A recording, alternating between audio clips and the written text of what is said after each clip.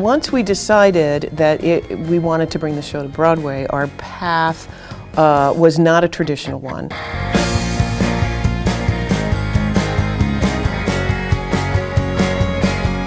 We didn't want to just immediately come in. We knew we had a challenge with the title. Come From Away was something that people were not familiar with. We knew we had a challenge with the subject material because everyone was going to call it the 9/11 musical. It was, and still is, always going to be an ensemble piece, so we were never going to have stars. So we felt that we had to build a real groundswell of support for the musical before we came to New York. We were most nervous in terms of bringing the show to Broadway. We knew there was a great sensitivity to the subject of 9/11. But really what Come From Away is a 9/12 story. It really is about people taking care of each other at a time of great tragedy. And it's a very positive, uplifting story.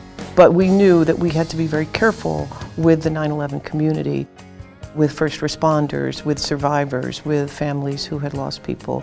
And we knew that we had to build up support for the show before we ever got there, because the immediate impulse is to say, no, that's not something I want to see. People ask us how it has evolved from La Jolla to Broadway, and in many ways, the basic structure is still there. There were things that happened at each step of the way, but they're surgical, they're minor things. The only song that certainly kept evolving the most was Costume Party, and I think that one probably changed the most.